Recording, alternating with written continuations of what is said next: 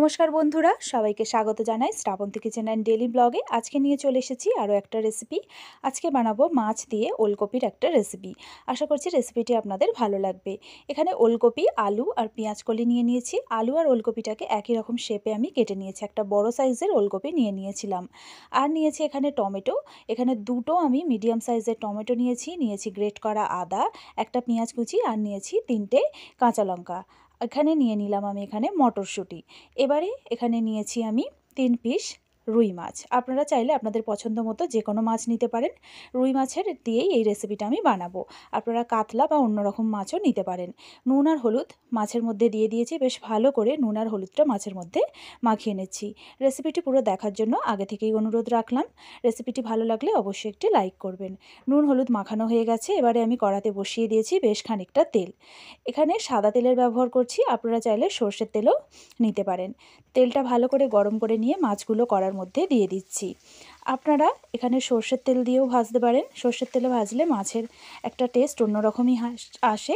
এখানে আমি সাদা তেলেই পুরো রেসিপিটা বানাচ্ছি। এখানে তেলের পরিমাণটা আমি অনেকটাই বেশি নিয়েছি। তো এখানে তেলটা আমি বেশ ভালো করে গরম করে নিয়ে মাছগুলোকে উল্টে পাল্টে লাল করে ভেজে নেব। মাছের রঙটা অনেকটাই চেঞ্জ হয়ে এসেছে, বেশ লাল লাল হয়ে গেছে। আবারও একটু উল্টে পাল্টে দেব, দিয়ে মাছটাকে ভেজে নেব। আপনারা আপনাদের পছন্দ মতো মাছের পিস নিয়ে নিতে পারেন, আরও পরিমাণে বাড়িয়েও নিতে পারেন। এখানে আমি 3 পিস মাছের ব্যবহার করছি। তো মাছগুলোকে তেল থেকে বেশ ভালো করে তেল ঝারিয়ে নিয়ে তুলে নিলাম। লাল লাল করে মাছটাকে ভেজে নিয়েছি। এবারে আমি এই তেলের মধ্যেই দিয়ে দেব আলু। যে আলুটা এখানে কেটে রেখেছিলাম, এখানে আমি 2টো আলু নিয়েছি। মিডিয়াম সাইজের আলুকে এরকম খুমকোভাবে পিস করে নিয়েছিলাম। তো 2টো আলু দিয়েছি এখানে। আপনারা চাইলে এখানে আলুর পরিমাণটা কমিয়ে বা বাড়িয়ে নিতে পারেন। আলুটা দিয়ে বেশ ভালো করে নাড়াচাড়া করে ভাজবো। এখানে আমি আলুটাকে প্রায় 1 থেকে 1.5 মিনিটের মতো একটু ফ্রাই করে নিয়েছিলাম। তারপরে এর মধ্যে আমি দিয়ে দিচ্ছি ওলকপির টুকরোগুলো। এখানে একটা আমি গোটা ওলকপি দিয়েছি। তো ওলকপি আর আলুটাকে বেশ ভালো করে আবারও আমি এটাকে ভেজে নেব। এখানে আমি ফ্লেমটা মিডিয়ামে করে দিয়েছিলাম। ওলকপি দেওয়ার পর ওলকপি আর আলুটাকে বেশ ভালো করে আবারও প্রায় 1.5 থেকে 2 মিনিটের মতো ভেজে নিয়েছি। নিয়ে এবারে আমি একটা ছাঁচা নিয়ে নিয়েছি। বেশ ভালো করে তেল ঝারিয়ে নিয়ে আলু আর ওলকপিটা আমি তেল থেকে তুলে নিচ্ছি। বেশ ভালো রকমই এটাকে আমি ভেজে নিয়েছিলাম। আপনারাও এখানে অবশ্যই ফ্লেমটাকে মিডিয়াম টু লোয়ের মধ্যে রেখেই পুরো রেসিপিটা বানাবেন। তো এবারে তেলটা তুলে নিয়েছি। এতটা পরিমাণ তেল আর লাগবে না। এবারে আমি তেলটাকে কমিয়ে নিয়েছি। নিয়ে দেখুন অল্প পরিমাণ তেল করে নিলাম।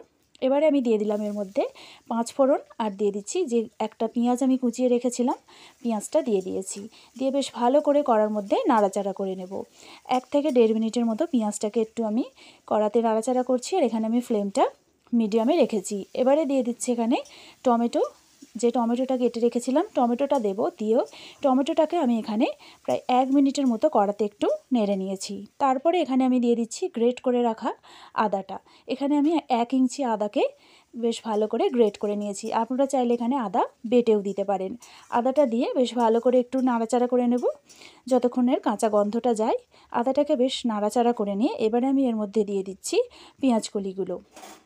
পেঁয়াজকলি আগে দিয়ে দিলে কিন্তু পেঁয়াজকলিগুলো খুব তাড়াতাড়ি গলে যায় শেষ পর্যন্ত রান্নার। সেই জন্য আমি এরকম একটু পরেই পেঁয়াজকলিটা দিচ্ছি। আপনারাও এইভাবে দেবেন, তাহলে দেখবেন পেঁয়াজকলির ফ্লেভারটাও থাকবে, পেঁয়াজকলিগুলোও বেশ একটু গোটা গোটা থাকে। এরপরে দিয়ে দিলাম এখানে আমি কাঁচা লঙ্কা চেরা। কাঁচা লঙ্কা চেরা দেওয়ার পর দিয়ে দিচ্ছি এখানে আমি আন্দাজ মতো নুন।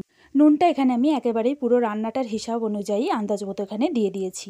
এবারে দিয়ে দিচ্ছি এখানে হলুদ গুঁড়ো, দিয়ে দেবো এখানে লঙ্কার গুঁড়ো। আপনারা যে যেরকম ঝাল খেতে পছন্দ করেন সেরকম লঙ্কার গুঁড়ো দেবেন।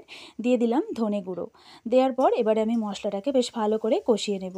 এখানে আমি আর এক্সট্রা কোনো রকম তেল দিইনি। যে পরিমাণ তেলটা আপনাদের দেখালাম তার মধ্যে এই মশলাটা আমি কষিয়ে নেব।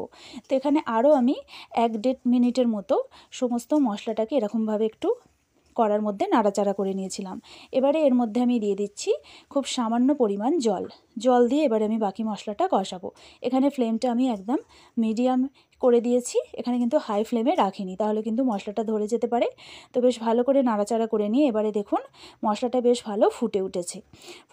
আরও একবার একটু খুন্তি দিয়ে নাড়াচাড়া করে নিয়ে এর মধ্যে দিয়ে দেবো আমি যে ভেজে রাখা ওলকপি আর আলুটা। সব ওলকপি আর আলুটা একসাথেই দিয়ে দেব। দিয়ে বেশ ভালো করে এবারে এই মশলাটার সাথে ওলকপি আর আলুটা আমি কষিয়ে নেব। এখানেও ফ্লেমটা আমি মিডিয়ামেই রেখেছিলাম। তো বেশ ভালো করে এরকমভাবে 1 মিনিটের মতো কড়াতে আলু আর ওলকপিটাকে মশলার সাথে বেশ ভালো করে নাড়াচাড়া করে নেব। এরপর আমি এর মধ্যে দিয়ে দেব মটরশুঁটি। মটরশুঁটির পরিমাণটা আপনারা আপনাদের পছন্দ মতো দিয়ে দেবেন। মটরশুঁটি যদি খেতে বেশি পছন্দ করেন তার একটু বেশিও দিয়ে দিতে পারেন। মটরশুঁটিটা দিয়ে বেশ ভালো করে আরও আমি একটু কষিয়ে নিলাম। এরপরে আমি এর মধ্যে দিয়ে দেব জল। এই যে গ্লাসের মাপটা দেখাচ্ছে, একটা ছোট গ্লাসের মাপে এখানে আমি 2 গ্লাস জল দেব টোটাল। তো 1 গ্লাস হয়ে গিয়েছিল, আরও 1 গ্লাস দিয়ে দিলাম। টোটাল এই 2 গ্লাস জলের মধ্যে এই তরকারিটা আমি সেদ্ধ করব। তো এটা ফুটে উঠেছে, এবার আমি এটাকে চাপা দিয়ে দেব প্রায় 1.5 মিনিটের মতো। এবারে আমি 1.5 মিনিট পর আপনাদের দেখাচ্ছি। এটা আমি 1.5 মিনিট মিডিয়াম ফ্লেমে রেখে দিয়েছিলাম। তো দেখুন এটা বেশ ঝোলটা কমে এসেছে।